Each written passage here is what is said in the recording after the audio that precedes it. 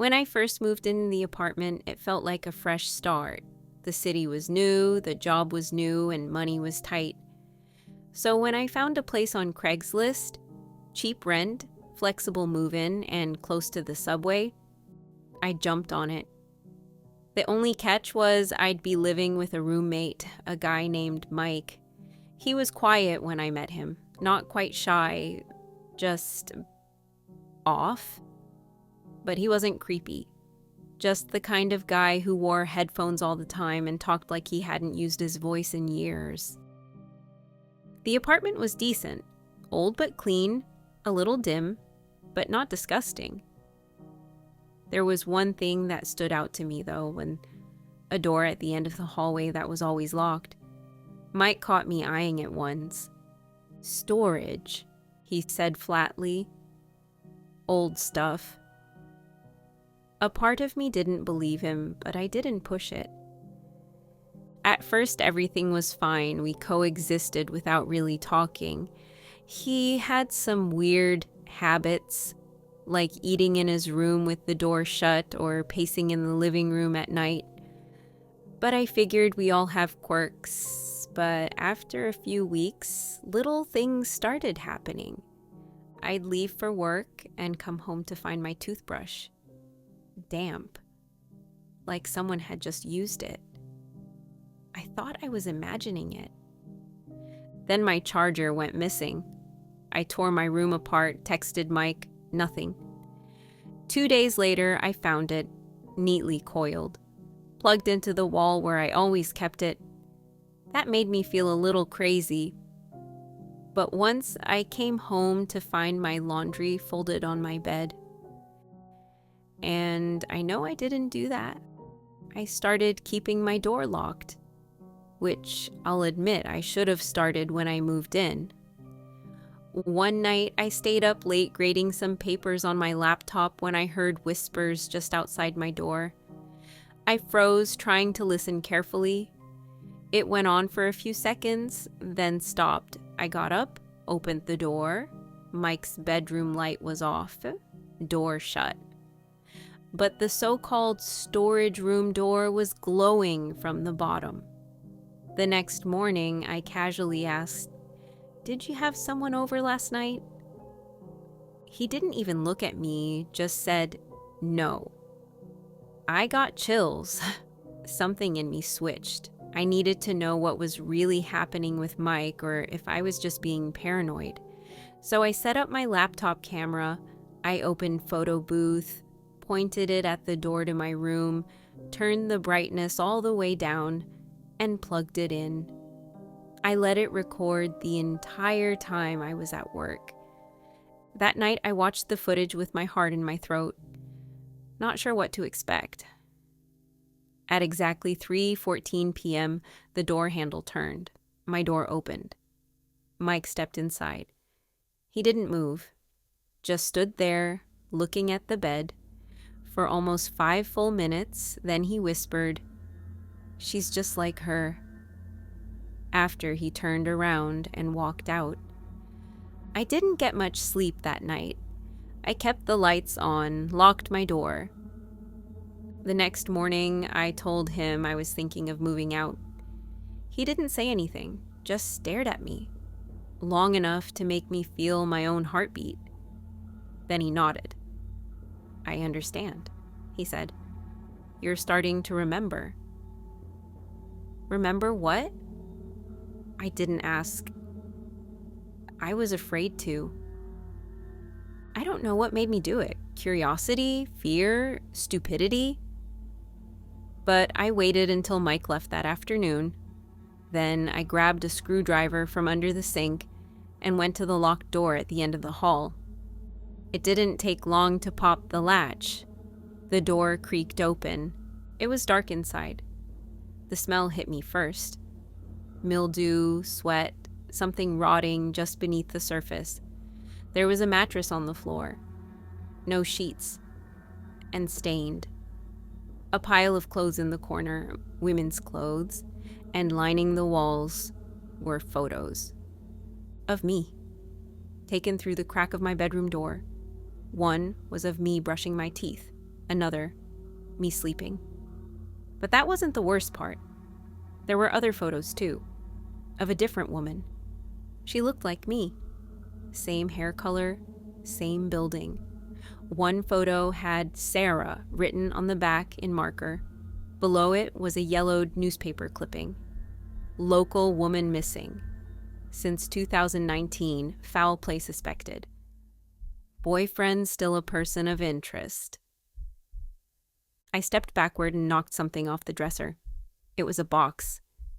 Inside, a lock of hair, thankfully not mine, and a receipt for a new lock set. I ran. I didn't pack. I didn't even close the door behind me. I stayed at my coworker's place for a few days. Didn't tell her everything. Just that something felt wrong and I needed space. A week later, I got a text from her. Hey, is this your old roommate? Attached was a link, an article, Mike's full name in bold. Arrest made in 2019, cold case after new evidence emerges. Body was never found, but recovered journal entries and photo evidence tie suspect to victim. I stared at my phone for a long time. In shock, of course. Moral of the story: trust your gut instincts. Hey there, Nocturnals. Don't forget to like, subscribe, and turn on notifications to never miss a video. These aren't ghost stories. These actually happened. Keep watching to find out what really went wrong.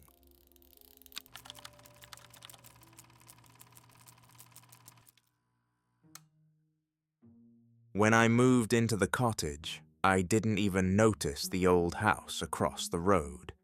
It was one of those places you overlook. Grey, sagging porch, boards over the windows. Overgrown hedges swallowed the lower half. No mailbox, no car in the drive. Just a structure slumped at the edge of a field, slowly forgetting how to stand. My landlord told me it had been empty for years. Old farmhouse, nothing in it but mice and mold. I didn't question it. I had enough to focus on.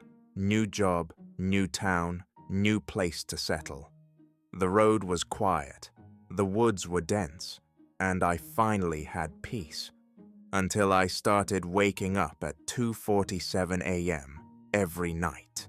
Not 2:46, not 2:48.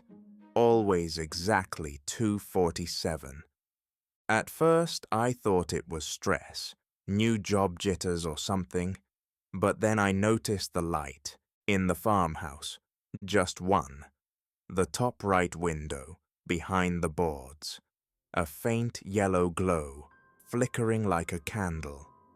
The first few nights, I assumed it was a reflection, maybe moonlight catching the glass, but then I timed it. 2:47 a.m. The light turned on. 2:57 a.m. The light turned off. 10 minutes, every time, like clockwork. So I started watching. I'd sit on the couch with the lights off, waiting. My phone open to the clock app. 2:47. On. Some nights, I'd see a shape pass by the window. Slow, paused, then gone. It wasn't just me either. I mentioned it to the woman who worked at the gas station. She went pale. "You're in the cottage across from the Weber house?" I nodded. She didn't say anything for a second. Then, "Don't stare too long. Some things don't like being noticed." I laughed it off, but that night, I set up my phone by the window to record. Next morning, I played the video back. For 9 minutes, nothing moved. Then, at 2:56, a face, pale, hollow, watching from behind the boards. Not moving, just staring. I jumped, rewound, watched again. Same face. same stillness, but what made my blood run cold? In the reflection of my own window, across the screen, there was another face, behind me. I tore through the cottage, checked every room, every lock, nothing. But later that day, I found a piece of mail in my box with no stamp, no return address. Inside was a newspaper clipping. A man, early 40s, mugshot. The headline read, "Missing local suspect in triple homicide believed to have fled into wooded area north of town." But someone had circled the face in red ink, and next to it, in shaky handwriting, it read, "He still lives there." I got chills. I called the sheriff's office. They sent someone out. The deputy looked around, checked the farmhouse. "Nothing there," he said. "No power, just rodents and rot." But he paused before leaving. "Funny thing though," he added, "there was a candle, burnt out, still warm." I started sleeping in the back room after that, away from the window, curtains shut, lights on.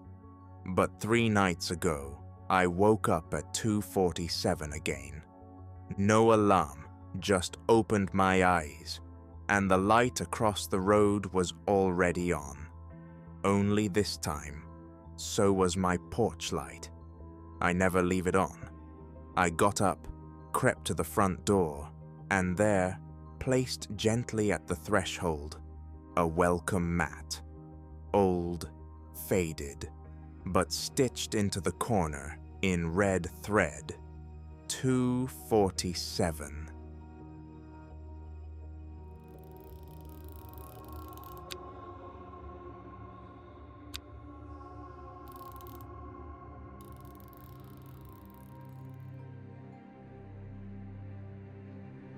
New videos every Thursday and Sunday. See you there.